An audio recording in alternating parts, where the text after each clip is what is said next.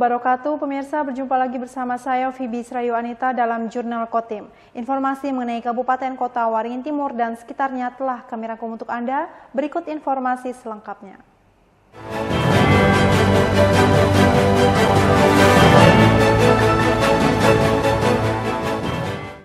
Sebelum memasuki masa cuti pemilihan kepala daerah, Halikinor mengeluarkan kebijakan inovatif menjadikan Taman Kota Sampit sebagai area Car Free Day. Kebijakan ini tidak hanya memfasilitasi warga untuk berolahraga, tetapi juga untuk merangsang pertumbuhan ekonomi masyarakat. Di tengah kesibukan menjalani tahapan pemilihan Bupati dan Wakil Bupati Kota Waringin Timur, Minggu pagi, Halikinor menyempatkan diri berolahraga di Taman Kota Sampit. Bersama sang istri, ia dengan semangat berjalan kaki mengelilingi Taman Kota Sampit. Tak hanya itu, Halikinor juga melakukan senam bersama puluhan warga. Hal itu menambah suasana ceria dan kebersamaan di area yang kini bebas dari kendaraan. Dengan kebijakan Car Free Day, warga bisa menikmati aktivitas fisik tanpa khawatir akan lalu lintas kendaraan. Kebijakan ini disambut gembira oleh warga yang kini bisa berolahraga dengan nyaman. Lebih dari itu, Car Free Day juga bertujuan menumbuhkan ekonomi masyarakat. Setiap minggunya, tidak kurang dari 600 pelaku UMKM menjajakan dagangannya di kawasan Taman Kota Sampit yang memberikan dampak positif bagi perekonomian lokal. Halikinor menginginkan Taman Kota Sampit bukan hanya sebagai tempat berolahraga, tetapi juga sebagai pusat kegiatan ekonomi yang memberikan manfaat bagi seluruh warga. Beberapa waktu lalu kita coba ke Free Day di sini, ternyata animo masyarakat besar sekali, antusias sekali dalam kegiatan olahraga ini. Makanya tetap kita pertahankan, dan saya tadi juga ada mewawancarai beberapa pedagang kaki lima atau UMKM. Itu ternyata mereka senang sekali, artinya tingkat penjualan mereka cukup tinggi setiap hari Minggu ini. Nah, jadi untuk itu saya terima kasih kepada masyarakat. Harapan kita dengan kita membuka ke Free Day ini, masyarakat mau berolahraga tentunya dengan sehat, kita di produktivitas kita jadi tinggi. Otomatis kalau produktivitas tinggi, ya endingnya masyarakat kita jadi sejahtera. Itu tujuannya. Saya memantau yang ini yang kedua kali saya setelah kemarin buka, dan kemarin sudah saya permintaan beberapa warga juga supaya ada di sini wifi yang gratis dan sudah dipasang.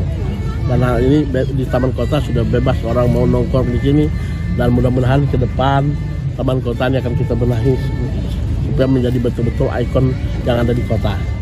Untuk mendukung kegiatan warga, Taman Kota Sampit juga telah dilengkapi fasilitas internet gratis.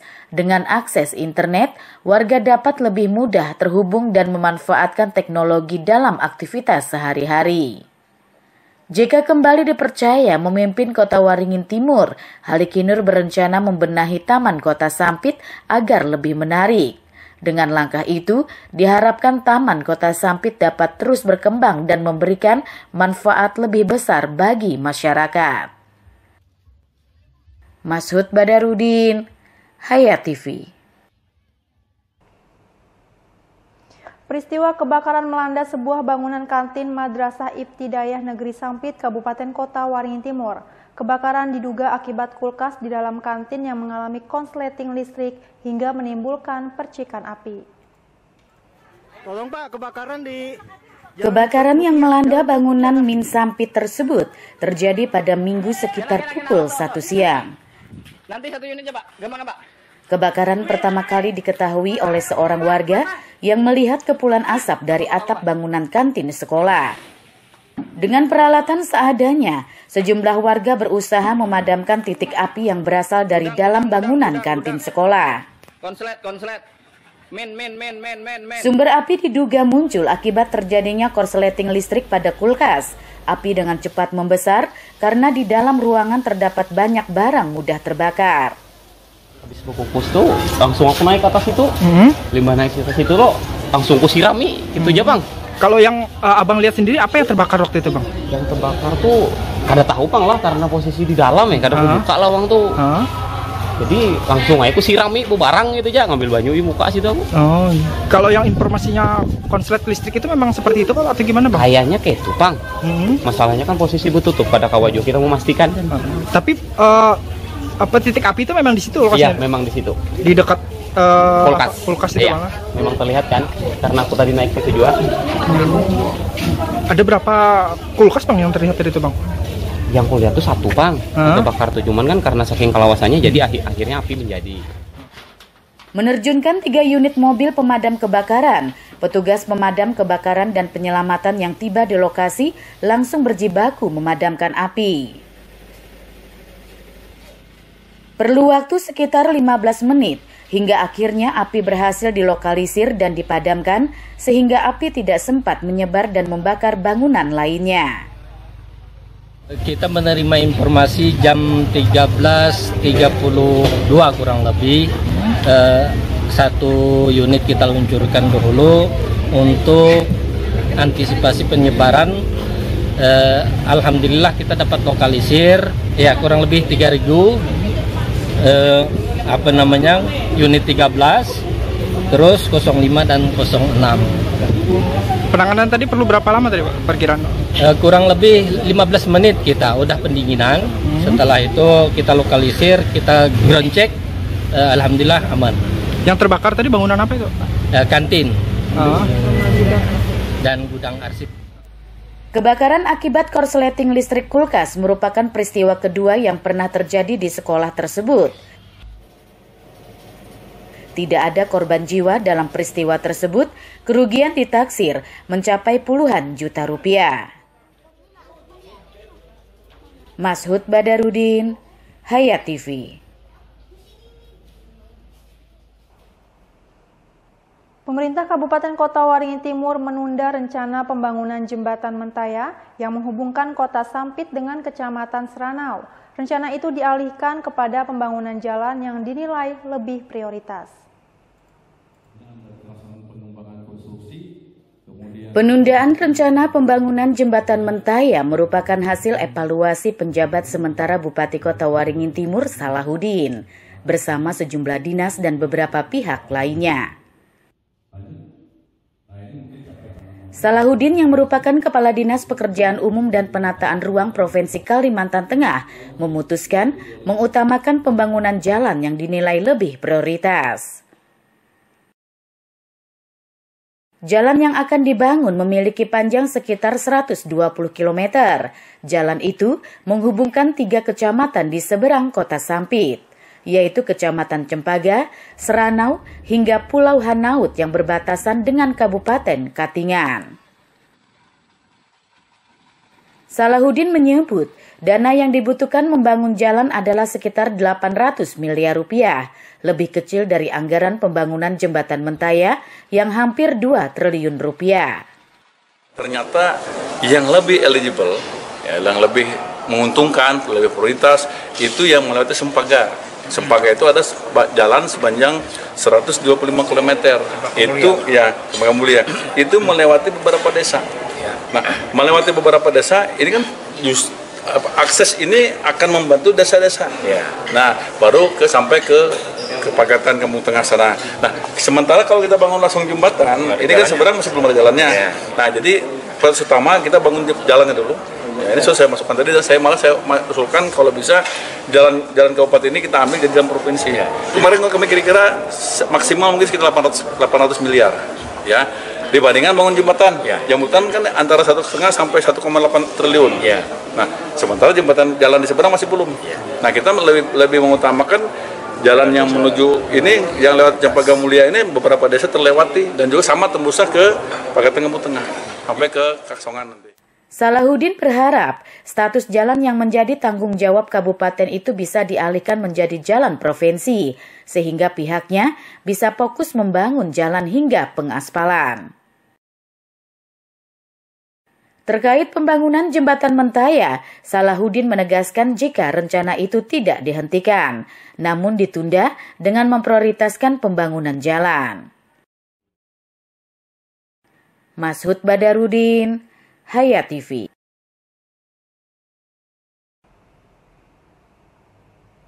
Puluhan Puluhan kelompok peserta ikuti lomba senam kreasi yang diselenggarakan Komite Olahraga Masyarakat Indonesia atau KORMI Kota Waringin Timur. Lomba ini merupakan salah satu cabang yang diperlombakan dalam ajang Festival Olahraga Masyarakat Kabupaten. Untuk pertama kalinya, KORMI Kabupaten Kota Waringin Timur menggelar Festival Olahraga Masyarakat Kabupaten atau Porkap. Salah satu cabang dipertandingkan dalam ajang tersebut adalah senam kreasi.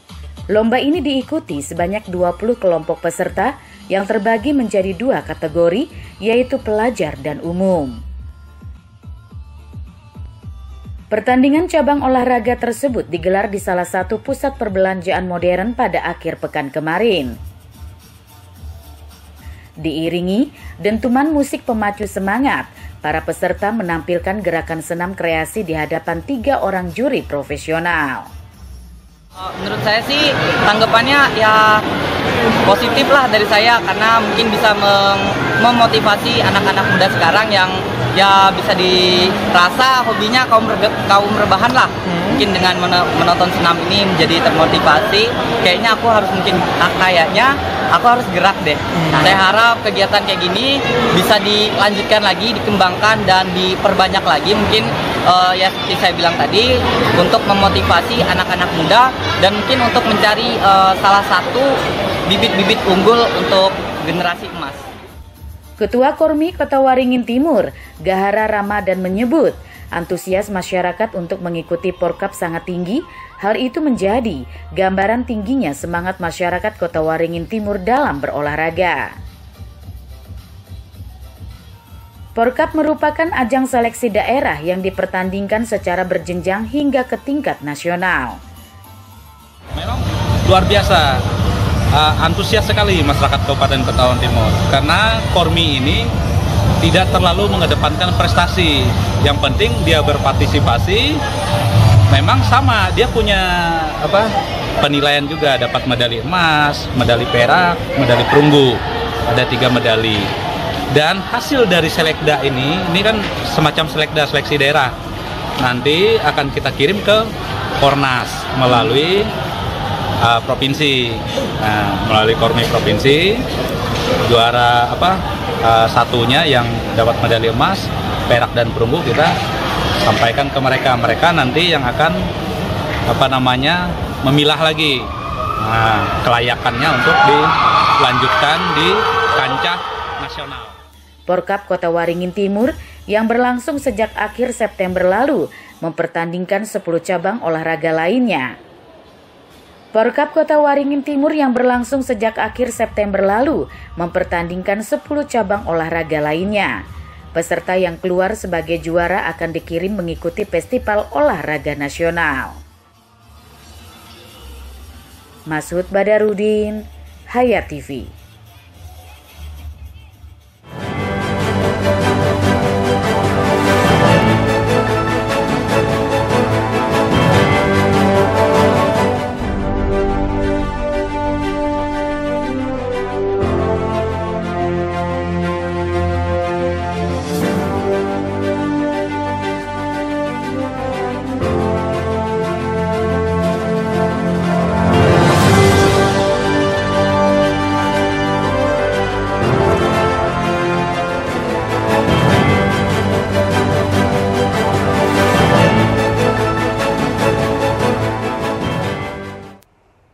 Agar usaha mikro, kecil, dan menengah terus menggeliat di Sampit, Kabupaten Kota Waringin Timur, digelar sebuah acara bertajuk Tepian Mentaya Festival. Digelar di Komplek Ikon Jelawat, kegiatan ini diikuti puluhan pelaku UMKM. Tidak kurang dari 65 pelaku UMKM ramaikan kegiatan Tepian Mentaya Festival. Kegiatan yang berlangsung selama 1 minggu ini digelar di Kompleks Ikon Jelawat yang berada persis di tepi Sungai Mentaya Sampit. Sebagian besar pelaku UMKM yang berpartisipasi dalam kegiatan ini adalah pedagang kuliner, baik makanan maupun minuman. Tepian Mentaya Festival yang bekerja sama dengan Dinas Kebudayaan Pariwisata setempat digelar untuk mempromosikan ikon Jelawat sebagai tujuan wisata. Selain itu, tujuan utama kegiatan ini adalah agar geliat UMKM di Sampit terus berkembang dan tidak redup. Panitia pelaksana juga menegaskan, kegiatan di tengah masa kampanye pilkada ini tidak terkait unsur politik sama sekali. Ini kegiatannya untuk memfasilitasi teman-teman dari UMKM untuk mengadakan kegiatan bazar. Nah, kebetulan di sini juga kita ada kerjasama dengan Dinas Pariwisata untuk menggunakan ikon Jelawat. Juga terima kasih untuk Dinas Perdagangan untuk mengizinkan tempat ini. Kita tujuannya untuk mempromosikan ikon Jelawat yang pertama, ya. Yang kedua, menaikkan UMKM supaya ada giat belanja mereka di penjualan mereka, maksud saya di Sampit saat ini yang mulai ekonominya sudah mulai naik. Nah, kaitan dengan politik ada. Kita mengabaikan masalah politik, ya. Jangan-jangan dibawa kegiatan ke arah ke politik. Kami pun juga nggak ada urusan dengan partai politik. Kita larinya ke UMKM-nya, bisnis mereka untuk kita majukan. Hari pertama dibukanya festival tersebut pada Sabtu sore, bazar UMKM langsung diserbu pengunjung. Kegiatan seperti ini selalu dinanti para pelaku UMKM, termasuk salah satunya Isnawati yang merupakan pedagang jajanan tradisional. Sebab kegiatan tersebut mampu membawa omsetnya melonjak hingga 400%. Tradisional sekarang lumayan. Iya, lumayan. Ramai aja. Biasanya kalau ada event seperti ini jualannya gimana? Di pasar Al-Kamal. Ya. Dibanding jualan di pasar dengan event seperti ini gimana Bu? Perbedaan penghasilannya Bu? Ya lumayan di sini. Lumayan. Kira-kira berapa kali lipat Bu penghasilan jualan di event seperti ini? 4 kali. 4 kali lipat ya. Bu, kalau boleh tahu biasanya berapa dan kemungkinan untuk berjualan di event seperti ini berapa Bu? Penghasilannya? Per hari. Tergantung acaranya, kalau pembukaan sih lumayan. Minimalnya ya. Ada itu 4 jutaan. Per hari? Iya, per hari. Kalau untuk jualan biasanya Bu, kalau di pasar? Satu. Tepian Mentaya Festival yang berlangsung hingga 12 September turut dimeriahkan dengan berbagai lomba, mulai dari festival musik, lomba tari daerah, mewarnai, peragaan busana, dan sejumlah lomba lainnya. Mashud Badarudin, Hayat TV. Sebagai salah satu pilar demokrasi, para jurnalis yang tergabung dalam Organisasi Persatuan Wartawan Indonesia diminta untuk menjaga netralitas selama tahapan pilkada berlangsung. Media massa baik cetak, elektronik maupun daring memiliki peran dalam menyebarkan informasi terkait pelaksanaan pilkada. Selain untuk meningkatkan partisipasi pemilih, media massa juga berperan untuk turut mengawasi jalannya seluruh tahapan pilkada. Maka dari itu, wartawan yang bertugas untuk meliput berita diminta untuk bersikap netral selama pilkada berlangsung. Ketua PWI Kota Waringin Timur, Siti Fauziah, belum lama ini mengatakan wartawan harus menjaga integritas, serta tidak diperkenankan membuat berita yang menguntungkan ataupun merugikan salah satu pasangan calon. Wartawan harus menyampaikan berita yang berimbang dengan tujuan memberikan edukasi kepada halayak. Sesuai dengan pekerjaan kita mengawal tentang pemberitaan segala macam, tolong dijaga tentang dikawal berita-berita yang baik dan benar, kita sama-sama memerangi berita-berita hoax, dan juga yang pasti kita semua harus sama-sama menjaga netralitas kita sebagai anggota PWI atau wartawan. Yang pasti apabila ada pengurus PWI yang tergabung di dalam tim sukses sesuai dengan peraturan kode etik kita juga, itu diharuskan mundur dari jabatannya sebagai pengurus. Namun apabila ada anggota PWI yang juga tergabung di tim sukses, kita minta mereka cuti dari pekerjaannya sebagai wartawan. Karena memiliki jangkauan luas, wartawan yang tergabung di PWI Kota Waringin Timur diminta membuat berita yang tidak bersifat provokasi, sehingga kondusivitas selama pilkada berlangsung bisa terus terjaga. Masud Badarudin, Hayat TV. Melemahnya nilai tukar rupiah terhadap dolar dan suasana politik yang masih tidak menentu di Timur Tengah membuat harga emas kembali naik. Hal ini berdampak pada harga emas perhiasan di Kota Sampit, Sabtu 5 Oktober 2024. Emas perhiasan dengan kadar 999 atau 24 karat dibanderol Rp1.300.000 per gram. Harga emas perhiasan kembali naik. Sabtu 5 Oktober 2024, emas perhiasan dengan kadar 999 atau 24 karat dibanderol Rp1.300.000 per gram. Harga tersebut naik dibanding sehari sebelumnya. Sedangkan untuk emas perhiasan kadar 750 dijual Rp1.090.000 per gram. Selanjutnya untuk emas perhiasan kadar 700 berada di level Rp1.000.000 per gram. Kadar 420 dipatok Rp660.000 per gram. Dan kadar 375 bertengger di harga Rp600.000 per gram. Owner toko emas Mitra Baru di PPM Sampit, Haji Sani mengatakan, penyebab harga emas dunia naik ini karena sejumlah faktor. Salah satunya melemahnya nilai tukar rupiah terhadap dolar sehingga membuat harga emas naik karena harga emas dunia dipatok dengan dolar Amerika. Selain itu, faktor geopolitik yang masih tidak menentu di Timur Tengah juga menyebabkan investor memilih mengamankan asetnya dengan berinvestasi pada emas sebagai safe haven. Sejak akhir September hingga awal Oktober, menurut Haji Sani, harga emas perhiasan terus mengalami fluktuasi. Meski harganya naik, namun permintaan terhadap logam mulia ini cukup bagus, khususnya untuk emas, kadar 999, banyak yang membeli sebagai simpanan sekaligus dijadikan perhiasan. Yunus Muammariza, Hayat TV. Demikian pemirsa, informasi tadi sekaligus menutup jumpa kita pada kali ini. Saya Fibi Srayu Anita mewakili jajaran yang bertugas, mohon undur diri dari hadapan Anda. Terima kasih dan sampai jumpa. Wassalamualaikum warahmatullahi wabarakatuh.